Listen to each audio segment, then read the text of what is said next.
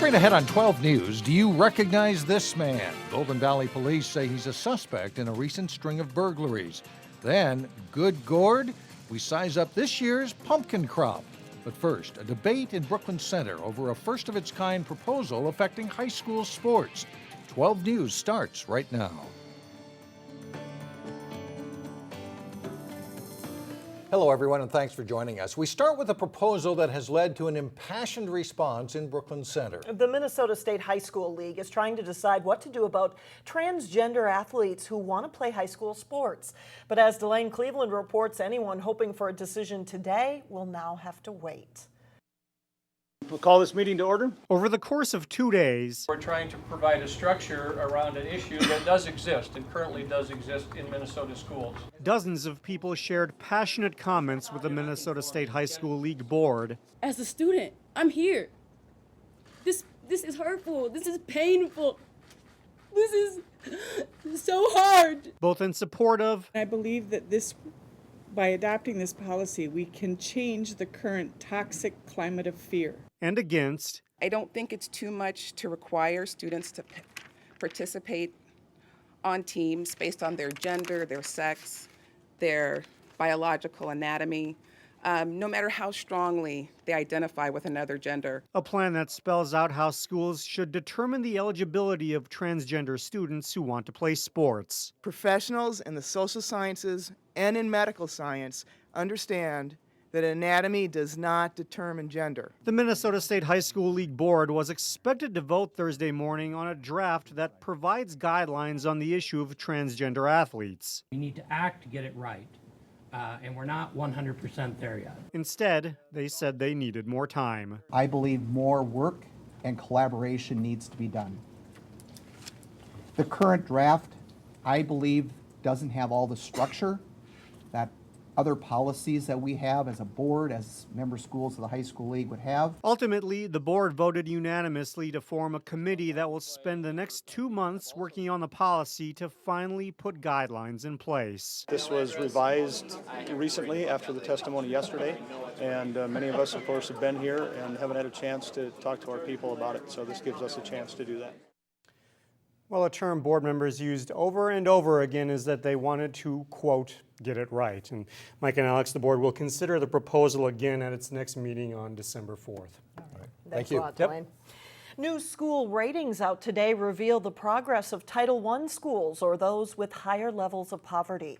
They identify which schools are performing poorly and which ones are beating the odds. The state education department identified 155 schools as focus schools, or those in the lowest 10%. 7 were in the Northwest Metro, Lakeview, Meadow Lake, and Northport elementary schools in the Robbinsdale School District, Crestview Elementary in the Osseo District, Brooklyn Center High School, and 2 local charter schools, Excel and Odyssey Academies.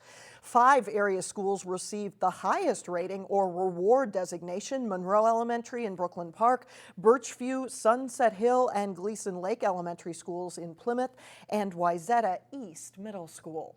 The ratings are based on state test scores and efforts to close a racial achievement gap. Golden Valley police are warning residents about an increase in burglaries over the past couple of weeks. They also released a photo of a suspect. Police are looking for this man, 42-year-old Clarence Robinson. He's 6'2" and about 180 pounds. Robinson has a lengthy criminal history of burglarizing homes. DNA evidence traced him to one of the Golden Valley burglaries. Golden Valley police say many of the recent burglaries have occurred during daytime and early evening hours. If you fired up the furnace this week, now is a good reminder to think about a tune-up before it gets much colder. So we're just going to go over it, make sure we clean it all up, make sure it's burning right, burning safe.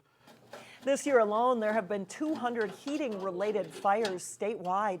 An inspection checks whether your furnace is running efficiently, and it also can make sure that carbon monoxide isn't coming into your home via the water heater or the furnace. It's proven if you care for your furnace, if you do the maintenance, if you keep it clean, it's going to run more efficiently, it's going to last longer, and it's going to be safer for you.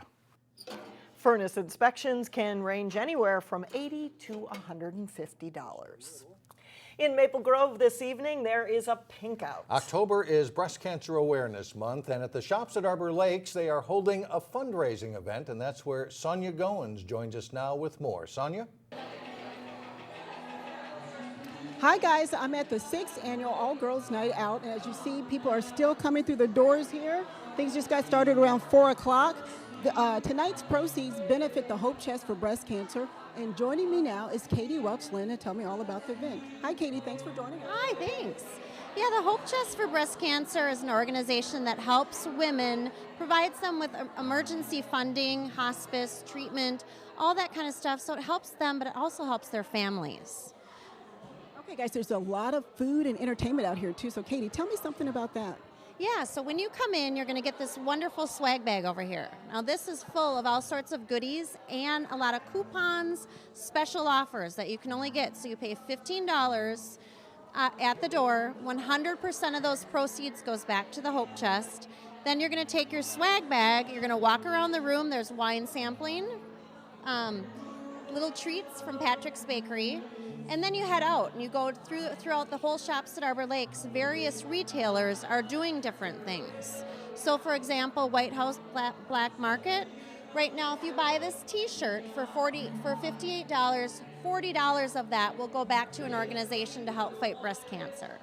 Okay, and folks, there are a lot of cool items like this breast cancer watch and swag bag. So come on out. The event runs until 9 o'clock tonight, and tickets are $15 and you can get them at the door.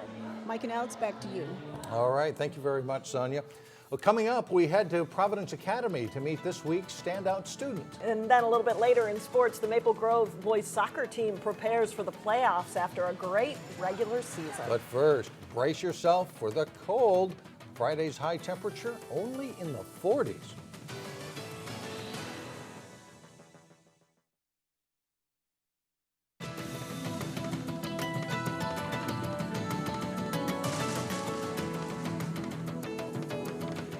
You've probably seen the stands start around town. It is harvest time for pumpkins. Now, farmers at Dean's Pumpkins in Dayton say the wet, cool summer means fewer pumpkins than last year's crop, but they still produced a good crop for people to pick up and buy no matter the weather. Last weekend, people bought pumpkins in 80-degree temperatures. This weekend, they could see a trace of snow. Pick their own, or they can pick them off the wagons. Like today, most people pick them off the wagons because it's raining. Unless you've got the hardcore people that have mud boots and want to go out the patch. It might be a little muddy in the patch. Dean's Pumpkins also has hay rides and a corn pit for the kids. Pumpkins sell at 35 cents a pound. He's captain of the football team, but he's also scoring big points off the field. That's right. He is a senior at Providence Academy in Plymouth, and he's our standout student. Sonia Goins introduces us to him. You have to know what you're doing, you have to be on your toes, and you have to know what's going to come up. Ryan Richelsen is a remarkable running back. So far this year, he's racked up 14 touchdowns and almost 700 yards rushing. It's always fun for me because you can't just focus on one side of the ball, you got to be ready for both.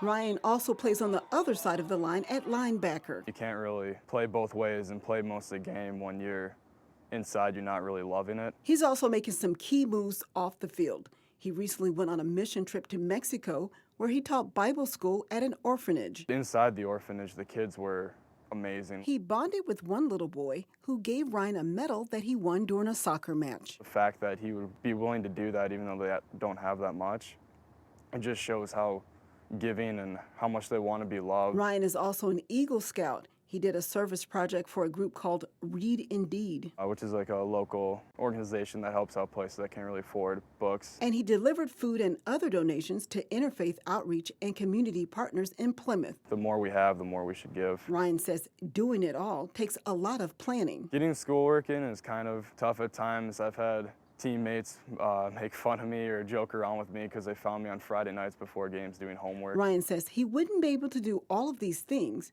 without his faith. Faith is a big deal for me. I try to incorporate it in how I act or what I do, and always doing it for God.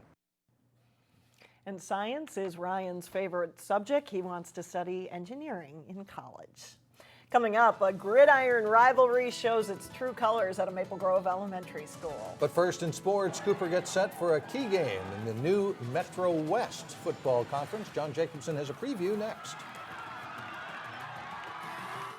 A religious holiday on Friday, so we have Thursday night football, NFL, and in high school. In high school, and a big game for the Cooper Hawks tonight.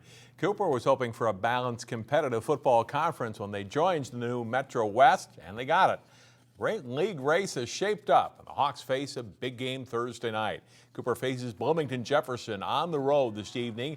Those two teams and Chanhassen are tied for first place in the Metro West with 3-1 conference marks. Cooper lost a close 34-30 game to Chanhassen 2 weeks ago, but they bounced back with a win over St. Louis Park last game. Yeah, I really like how we responded. Our defense really clicked. We came back to practice and talked about what we had to do in order to come and stop the run that was really killing us. So we communicated well with each other, and we did pretty good against St. Louis Park. We did some great things against St. Louis Park. Obviously, we still had some mental areas that we had to work on, and that comes with some of the youth that we have, having only 4 players returning on varsity, and just really put ourselves in a position for this week, now that we saw some success versus St. Louis Park, to now get ready for Jefferson. Cooper is 4-1 overall coming into the game, with Jefferson having the same mark. The schools haven't played for a long time, and the Hawks are interested to see what the Jaguars will bring.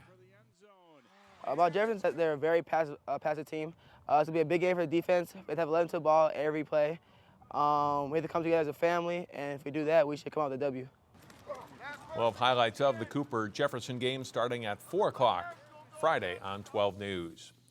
With the Yom Kippur Friday evening, many prep football games are either on Thursday night or early on Friday. Here's a look at when all the local teams will play. As we mentioned, Cooper has their big game tonight with Jefferson at Bloomington Stadium on 90th and Penn.